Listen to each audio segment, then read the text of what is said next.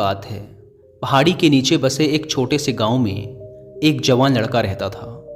वह लड़का उस पूरे गांव में अपने आलस्य और काम चोरी के लिए प्रसिद्ध था। सभी गांववासी उसे आलसी कहकर ही पुकारते थे, क्योंकि वह पूरे दिन एक पेड़ के नीचे पड़ा रहता, झपकियां लेता और अपने भविष्य के बारे में अच्छे अच्छे सपने देखता। उसके दिन ऐसे ही आलस्य में गुजर रहे थे। लेकिन एक दिन उस गांव में एक बौद्ध भिक्षु पधारे, जो कि अगले 3 दिनों तक उसी गांव में ठहरने वाले थे। बौद्ध भिक्षु गांव में भिक्षा मांगते, दिन भर लोगों को उपदेश देते और रात्रि में गांव के बाहर बने बौद्ध मठ में विश्राम करते। बौद्ध भिक्षु जब भी भिक्षाटन के लिए जाते और भिक्षा लेकर वापस लौटते, तो वो हर बार उस जवान लड़के को उसी पेड़ के नीचे लेटा हुआ पाते। बौद्ध भिक्षु 2 दिनों तक ये सब देखते रहे और वो समझ गए कि यह लड़का मानसिक आलस्य का गुलाम है। तीसरे दिन जब बौद्ध भिक्षु भिक्षा लेकर वापस लौट रहे थे, तो वह उस लड़के के पास गए, जो कि अभी भी उसी पेड़ के नीचे लेटा हुआ था। भिक्षु ने लड़के से कहा, बेटे, मेरे पास तुम्हारे लिए एक काम है। मैं चाहता हूँ कि तुम उस पहाड़ी की चोटी तक जाओ और वहाँ से मेरे लिए एक पंख लेकर आओ। लड़के ने लेटे लेटे ही अपना सिर पहाड़ी की तरफ घुमाया और उसकी सबसे ऊंची चोटी तक अपनी नज़र दौड़ाई। उसके बाद उसने बौद्ध भिक्षु की तरफ देखा और उपहास उड़ाते हुए कहा, यह असंभव है, मैं उस पहाड़ी के शिखर तक नहीं जा सकता, मैं बहुत आलसी हूँ। बौद्ध भिक्षु ने मुस्कुराते हुए कहा, अरे, लेकिन मुझे जिस पंख की तलाश है वो इस पहाड़ी के शिखर पर भी नहीं मिलेगा।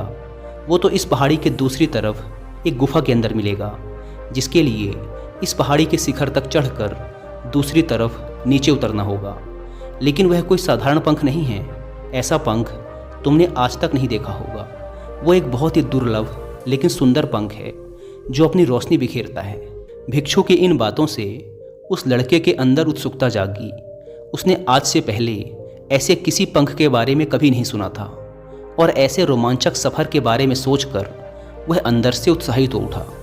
इसीलिए उसने भिक्षु की चुनौती को स्वीकार करने का निश्चय किया और वह पहाड़ी की तरफ चल पड़ा। लेकिन चढ़ाई बहुत लंबी और कठिन थी। जल्द ही लड़के का शरीर थकने लगा, सांस फूलने लगी और शरीर से काफ़ी पसीना बहने लगा। लेकिन फिर भी उसने चलना जारी रखा। वो जैसे जैसे ऊपर और ऊपर चढ़ता गया, उसे प्रसन्नता और उत्साह की अनुभूति होने लगी, जिसे उसने आज से पहले कभी महसूस नहीं किया था। अंततः जब वह कड़ी मेहनत और लंबे प्रयास के बाद पहाड़ी के शिखर पर पहुंचा, तो वह पूरी तरह से थक चुका था। लेकिन वह बहुत खुश था। उसे अंदर से आत्मसंतुष्टि का एहसास हो रहा था। उसके चेहरे पर योद्धाओं जैसी मुस्कान थी, जैसे उसने कोई युद्ध जीत लिया हो। उसने पहाड़ी के शिखर से नीचे देखा। उसके सामने एक बहुत ही मनमोहक दृश्य था। उसने अपने अंदर एक उपलब्धि की भावना महसूस की, जो उसने आज से पहले कभी नहीं की थी। लेकिन असली चुनौती आगे थी। लड़के को पहाड़ के दूसरी ओर उतरना था और उस गुफा को ढूंढना था जहां पंख के मिलने की बात कही गई थी। नीचे उतरना और भी ज़्यादा मुश्किल व खतरनाक था, क्योंकि ढलान ज़्यादा खड़ी थी और चढ़ाई के समय लड़का कई बार लड़खड़ाया और गिरा भी था, तो वह डर भी उसके अंदर था। लेकिन भिक्षु को पंख लाकर देने के वादे की वजह से वह लगातार आगे बढ़ता रहा। काफ़ी खोज मशक्क़त और कड़ी मेहनत के बाद जब वह अंत में गुफा तक पहुंचा, तो उसने देखा कि पंख वहीं पड़ा हुआ था, जो गुफा के प्रवेश द्वार से छनकर आ रही रोशनी में चमक रहा था। उसने पंख उठाया, लेकिन उसकी सुंदरता को देखकर अचंभित रह गया। वह काफ़ी देर तक पंख को ही घूरता रहा, लेकिन फिर अचानक उसे याद आया कि अभी तो उसे वापस भी जाना है। उसने खुद की तरफ देखा। वह पूरी तरह से थक चुका था। वह चिंतित हो गया कि वह पहाड़ पर कैसे चढ़ेगा और भिक्षु तक पंख कैसे पहुंचाएगा। एक पल के लिए उसने हार मानने के बारे में सोचा, लेकिन फिर उसे वह उपलब्धि और गर्व की भावना याद आ गई, जो उसने पहाड़ी के शिखर पर पहुंचने पर महसूस की थी। उसे एहसास हुआ कि उसके अंदर इस सफ़र को दोबारा पूरा करने की ताकत और दृढ़ संकल्प है।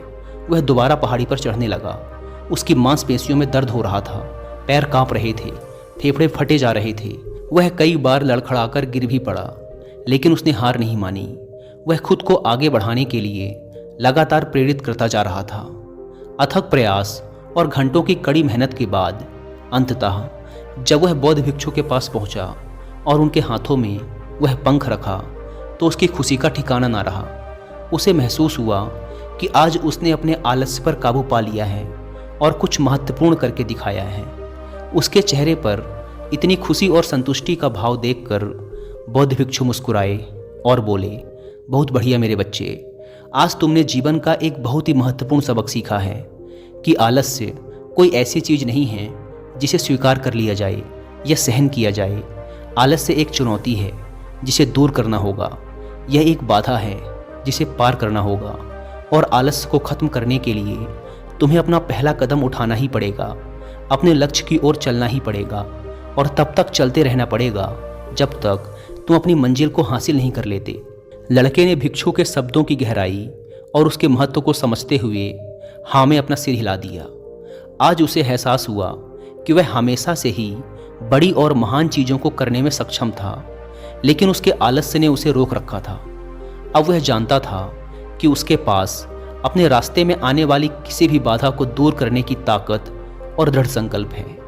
इसके बाद भिक्षु ने उस लड़के को आशीर्वाद दिया और उस गांव से चले गए। इस कहानी से सीखने वाली बात यह है कि जब हम असंभव लगने पर भी अपने लक्ष्य को प्राप्त करने के लिए खुद को आगे बढ़ाते हैं, तब हम अपने भीतर एक ऐसी ताकत और दृढ़ संकल्प की खोज करते हैं जिसके बारे में हम पहले कभी नहीं जानते थे। आलस्य पर काबू पाने के लिए हमें खुद को चुनौती देनी चाहिए और बड़े व महत्वाकांक्षी लक्ष्य बनाने चाहिए। फिर चाहे वो लक्ष्य कितने ही मुश्किल क्यों ना हो, हमें लगातार खुद को अपनी शारीरिक और मानसिक सीमाओं से परे ढकेलते रहना चाहिए और असफलताओं व बाधाओं का सामना करने पर भी अंदर से मजबूत बने रहना चाहिए। हमें अपने लिए एक नियम बनाकर और उस पर टिके रहकर अपने दैनिक आदतों और दिनचर्या में अनुशासन और निरंतरता भी विकसित करनी चाहिए। हम कुछ ऐसी अच्छी आदतें बना सकते हैं जो हमें मन न लगने पर भी ध्यान केंद्रित करने और क्रियाशील बने रहने में मदद करती हैं। एक और महत्वपूर्ण बात, आलस्य पर काबू पाने का मतलब विकास की मानसिकता विकसित करना है। इसका मतलब चुनौतियों और असफलताओं को विकास और सीखने के अवसरों के रूप में देखना, ना कि हार मानने के कारणों के रूप में।